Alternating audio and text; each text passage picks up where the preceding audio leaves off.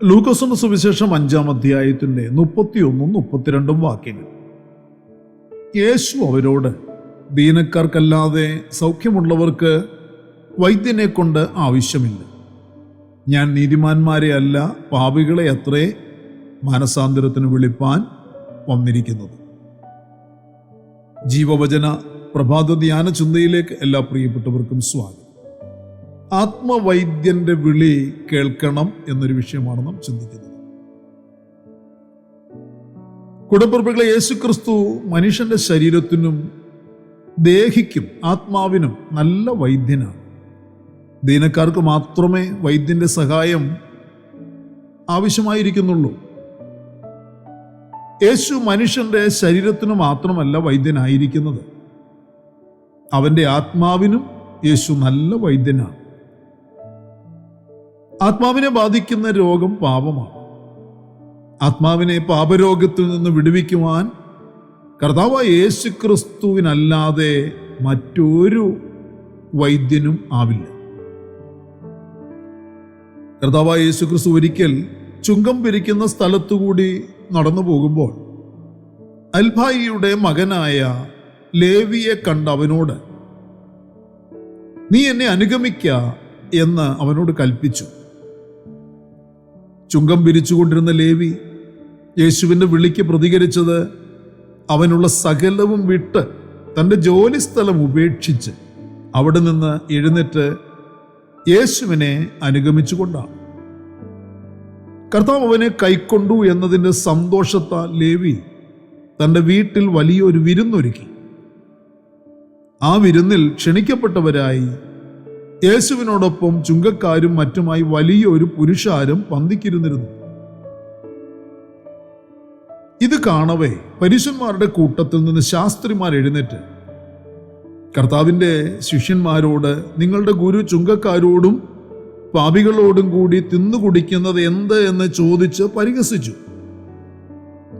അതിന് കർത്താവ് പറഞ്ഞ മറുപടി ഇന്നും വളരെ പ്രസക്തമാണ്. ദീനക്കാർക്കല്ലാതെ സൗഖ്യമുള്ളവർക്ക് വൈദ്യനെ കൊണ്ട് ആവശ്യമില്ല. ഞാൻ നീതിമാന്മാരെ അല്ല, പാപികളെയാണ് മാനസാന്തരപ്പെടുവാൻ വിളിച്ചുകൊണ്ടിരിക്കുന്നത്.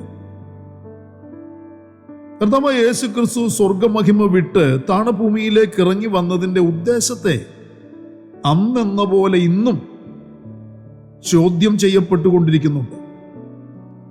ഞാൻ പാപികളെ രക്ഷിപ്പാൻ വേണ്ടി വന്നിരിക്കുന്നു, ഇന്ന് ഞാൻ പാപികളെ മാനസാന്തരത്തിലേക്ക് വിളിച്ചുകൊണ്ടിരിക്കുന്നു എന്ന് കർത്താവ് തൻ്റെ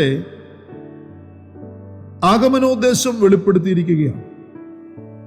ചുങ്കക്കാരും പാപികളും എന്ന് പറഞ്ഞ് ശാസ്ത്രിമാരും പരീശ പ്രമാണിമാരും പരിഹസിച്ച് ആക്ഷേപിച്ചവരായ ഒരു കൂട്ടം ആൾക്കാർ ഇന്ന് വിശ്വാസത്താൽ നീതീകരിക്കപ്പെട്ട് കർത്താവിൻ്റെ ശിഷ്യഗണത്തിലേക്ക് പ്രവേശിക്കപ്പെട്ടിരിക്കുന്നു.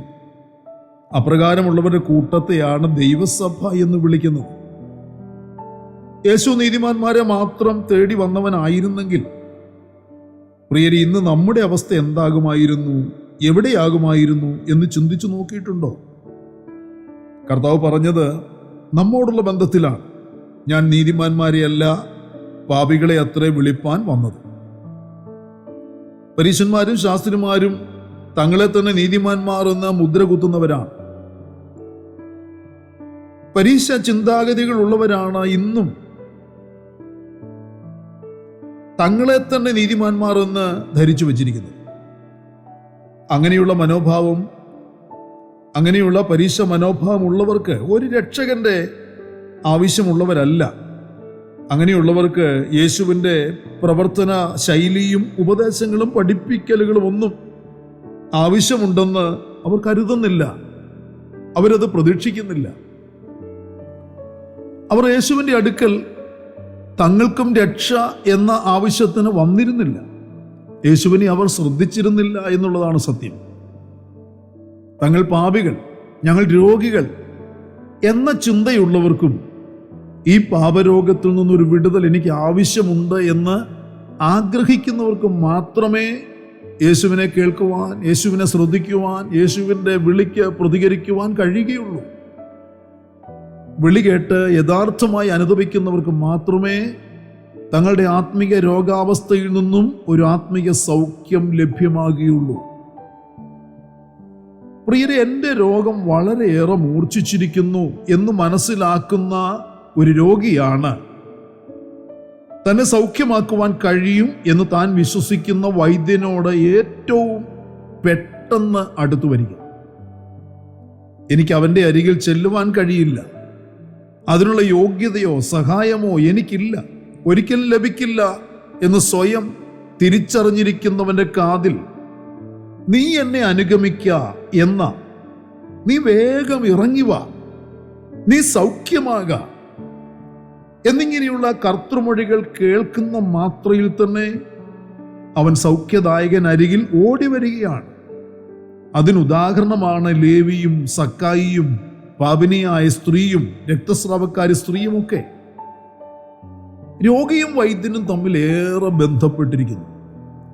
ശരീരത്തിന് രോഗം ബാധിക്കുന്നത് പോലെ പാപം മൂലം മനുഷ്യന്റെ ദേഹിയും രോഗാതുരമായിരിക്കുന്നു. എല്ലാവരും പാപം ചെയ്ത് ദൈവതേജസ് ഇല്ലാത്തവരായി തീർന്നു എന്ന് റോമാലേഖനത്തിൽ വായിക്കുന്നുണ്ട്. ദൈവം മനുഷ്യന്റെ മൂക്കിൽ ജീവശ്വാസം ഊതിയപ്പോൾ അവൻ ജീവനുള്ള ദേഹിയായി തീർന്നതുപോലെ ദൈവകൽപ്പന ലംഘിച്ച മാത്രയിൽ അവന്റെ ദേഹിയിൽ പാപം പ്രവേശിച്ചു.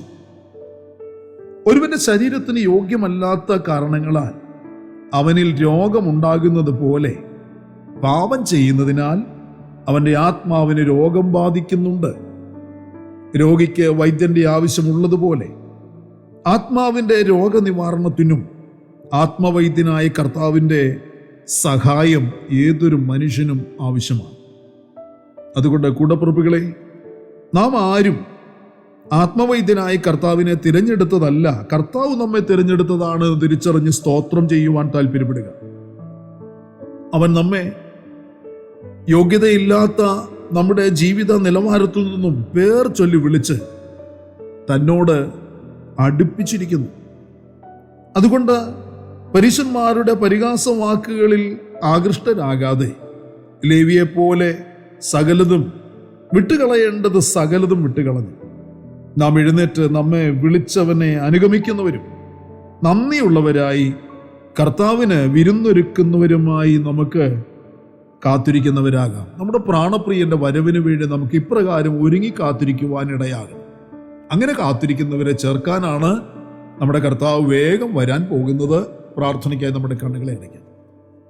മഹാപരിശുദ്ധനും നിത്യനുമാകുന്ന ഞങ്ങളുടെ സ്വർഗീയ പിതാവേ, അനുഗ്രഹീതമായ ഈ നല്ല ദിവസം പ്രഭാതത്തിൽ ദൈവത്തിൻ്റെ മാറ്റമില്ലാത്ത തിരുവചനം ശ്രദ്ധയോടെ കേട്ട് ധ്യാനിച്ച് ബലപ്പെടാൻ ഞങ്ങളുടെ ജീവിതത്തിൽ നൽകി തന്ന ഈ വലിയ സന്ദർഭത്തിനായി ഞങ്ങൾ അങ്ങയ്ക്ക് നന്ദിയോടെ സ്തോത്രം ചെയ്യുന്നു. ഞങ്ങൾക്കൊരു ആത്മവൈദ്യൻ്റെ ആവശ്യമുണ്ട്. ഞങ്ങളുടെ ആത്മാവിന് സൗഖ്യം വേണം കർത്താവേ. അത് ഞങ്ങൾക്ക് പ്രാപിക്കുവാൻ കർത്താവ് സഹായിക്കണം. അപ്രകാരം ഇനിയും സൗഖ്യം പ്രാപിച്ച, ആത്മാവിന് സൗഖ്യം പ്രാപിച്ച ഞങ്ങൾ ഓരോരുത്തരും അനേക പാപരോഗികളെ ആത്മവൈദ്യന്റെ അരികിലേക്ക് കൂട്ടിക്കൊണ്ടു വരുന്നവരായി തീരുവാൻ ഞങ്ങളെ ഉപയോഗിക്കണമെന്ന് പ്രാർത്ഥിക്കുന്നു. കർത്താവ്, ഞങ്ങൾക്ക് അങ്ങയെ കൊണ്ട് ആവശ്യമുണ്ട്. ഞങ്ങളുടെ ആവശ്യം സൗഖ്യമാണ്. അത് ഞങ്ങൾക്ക് നൽകി തന്നിരിക്കുന്നതിനായി സ്തോത്രം, നൽകി തരുന്നതിനായി സ്തോത്രം. ഇനിയും അനേകർ സൗഖ്യം പ്രാപിച്ച് കർത്താവിനെ മഹത്വപ്പെടുത്തുന്നവരായി തീരേണ്ടതിന് വേണ്ടി ഞങ്ങൾ പ്രാർത്ഥിക്കുന്നു. ഇന്ന് പകലിലും കർത്താവെ, അങ്ങനെയുള്ള വലിയ വലിയ വിടുതലുകൾ സംഭവിക്കുവാൻ കൽപ്പിക്കണമേ. ഞങ്ങൾക്ക് വേണ്ടി പ്രവർത്തിച്ചിരിക്കുന്ന വൻകൃപയ്ക്കായി സ്തോത്രം, മഹത്വം അങ്ങയ്ക്ക്. സകലതും ഞങ്ങൾക്ക് വേണ്ടി ജീവൻ തന്ന യേശു ക്രിസ്തുവിന് ധന്യമായ നാമത്തിൽ താഴ്മയോട് അപേക്ഷിക്കുന്ന പശ്ചാത്തലം നീ കേൾക്കുമാറാകണമേ. ആമേൻ. പ്രിയ വചനങ്ങളാൽ പരിശുദ്ധനായ കർത്താവ് എല്ലാവരെയും അനുഗ്രഹിക്കട്ടെ. നമ്മുടെ വാഴ്ചപ്പെട്ട കർത്താവിൻ്റെ വരവ് അടുത്തിരിക്കുന്നതിനാൽ അവൻ്റെ വരവിന് വേണ്ടി നമുക്ക് ഒരുങ്ങി കാത്തിരിക്കാം. മാറാനാഥ.